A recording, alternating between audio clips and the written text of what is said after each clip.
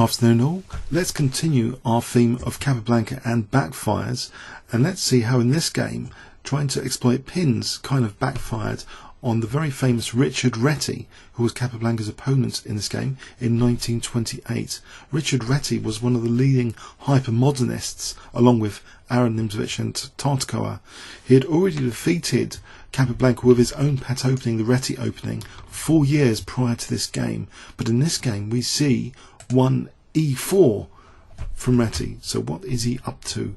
Capablanca replies classically with e5, and then we enter the Royal Pairs, and actually Capablanca chooses the Steinitz variation. It's not so popular, this move, on my live book. It's quite a few moves down in popularity. Morphy's defense, of course, with a6 is the most popular. Knight f6, f5 even, g6, bishop c5. This is quite a way down, but nevertheless it stabilizes the e5 pawn. So d6, and the usual reaction, the most common reaction, is just to play d4 here, but white chose c3, and Capablanca was very energetic soon with this c3. He actually first plays a6. After bishop a4 we see a very aggressive opening move from Capablanca here. The usual move is just bishop d7, but we see the hyper aggressive f5, and maybe this kind of surprised Reti. He continued here with d4. The most usual move here is actually to try and just take this pawn. For example, taking can give white quite a good grip on the light squares potentially. After this situation, bishop c2, and if the light square bishops come off, these light squares here are quite significantly weakened, so white is actually potentially a little bit better here, and playing for d4 later. So, but this wasn't actually played. White didn't test Capablanca with this. After f5 we see actually the move d4, and this may be a little bit on the passive side already. Let's put on a Gabitza here. Capablanca is now able to play f takes e4, and this knight is forced to move again to try and recapture the pawn. But there is a very clever move available. It's knight g5 was played, but actually it appears that knight takes e5 might be playable to try and use the pin like this. And if d takes, check, and this is a bit tricky for black. If king e7, bishop takes here, and white could have a draw in hand, which may have been useful if white was playing for a draw, but maybe he wasn't, because any g6 there's always queen takes e5 winning the rook. But no, Reti may have seen this. Maybe he's playing for a win. He plays knight g5 instead, trying to get this pawn back potentially, or other ideas. And white is actually now threatening both d takes and or just simply getting on with things, leaving the knight there to castle, or as well to play d5 to try and celebrate the pin. In this position, Capablanca just took on d4, and now we see knight takes e4 before black has time to protect that pawn. It's gobbled, and now we see knight f6 from Capablanca, and he's introducing for a moment another pin, but white introduces another pin with bishop g5. So we see both knights pinned at the moment, and it looks as though this could be quite handy. This diagonal looks a little bit more sensitive than usual without the f pawn, for example. After bishop e7 we see white now perhaps getting a bit too carried away with this c6 knight being pinned. He actually plays queen takes d4. And okay, if black castles, for example, if Capablanca just castled here, then maybe white can just take here, double the pawns, and maybe just take on f6 and be fairly okay. But there's a more technical solution available here, which leaves white in a big trouble now. Capablanca just plays b5, so the queen is actually attacked. The pin has been broken. So what can white do? If he moves the queen, then he's going to just lose that bishop on a4, surely. If queen e3, for example, this looks a little bit scary for knight takes f6. But even this, b takes a4 is actually possible here. If we take knight takes f6, this isn't too scary. If king f7 is played, black is a piece up here. So that cannot be used as a solution after b5. White tries knight takes f6. Now, an inferior move to what Capablanca could play here is bishop takes f6. He didn't play this. On bishop takes f6, white could try and play bishop takes f6 to attack the black queen. If knight takes d4, bishop takes d8, b takes, c takes, and black is a bit better, but it's not completely terminal. There are double pawns here, for example. And there's play left in the position. No, Capablanca though still leaves a piece kind of to be dropped off for white. He actually, after this, plays actually g takes f6. Now both bishops are actually attacked. Has he just won a piece after 11 moves? What can Richard Reti do in this position? Well, quite a clever move in the circumstance is played here. Richard Reti plays queen d5.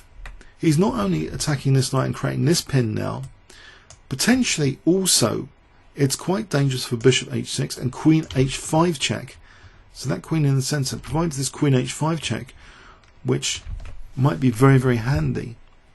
Capablanca though, he's not too concerned by that. He takes now the bishop on a4. Of course, if queen takes c6 check now, then black just plays bishop d7. He's protecting the rook, and he's going to munch this bishop for nothing. Any queen h5 is harmless here. We can just take this and just play king f8. There's nothing there. There's no checks. It will just run out. The checks would just run out here. So that would be inadequate. So instead, white plays bishop h6, introducing that queen h5 check. Now, if Capablanca wasn't careful here, he could run into a perpetual check very easily. For example, if bishop b7 was played, then check, king d7, and there's a very annoying queen f5 perpetual check. And white just grabs a draw there. But Capablanca plays the absolute best move in the position. Can you see what black plays here? If I gave you 10 seconds, starting from now.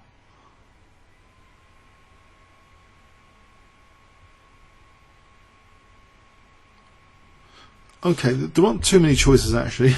Only really bishop b7 and bishop d7 if you want to protect the knight. Because if the knight's actually pinned, if knight e5, this rook sacrifice is unconvincing.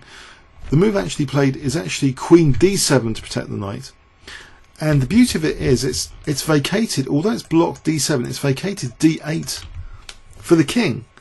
So now if queen h5 check, black has king d8. So it's a beautiful move, queen d7. One of the only moves, but a beautiful move in the circumstance. And we see now white castling. So he's settled for a moment for being a piece down. No choice. Bishop b7. And now black potentially can castle queenside. White tries to distract this with bishop g7. And what would you do here if you had black? Would you try and move the rook? Would you be worried about this? If I gave you 10 seconds here, what would you play?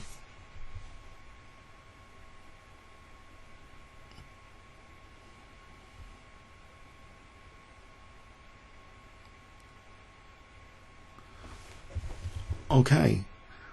Capablanca has bigger fish to fry than trying to play just for material. He just castles queenside, and the rook is taken. And black is better by just taking the rook, but Capablanca finds an even better idea here. The king looks uncomfortable on that g file, and there's a bishop blasting down on g2. Capablanca plays knight e5, kicking the queen. This is very unpleasant for white. Very, very unpleasant indeed. The queen actually drops back to d1 in this position. And now we see a really quite crushing move. Well, there are a few crushing moves available to black. It's a bad position because there's a big focal point on the g file, that g2. One of many very strong moves, though, is played here. Capablanca just plays bishop f3 now. So he's damaging white's king safety even more. If the queen dares to move off the light square here, say queen d2, then queen g4 is actually mating quite quickly. Say g3, queen h3, we're mating on g2. So that's helpless for white's king safety. Forget about taking this bishop. So this is a very unpleasant position indeed. What can white do? He tries g takes, and now Capablanca just plays queen h3, threatening not just rook g8 check, but also of course knight f3 is pretty strong as well. But rook g8 is even clearer because it's just going to mate white without any option of, say, queen takes knight.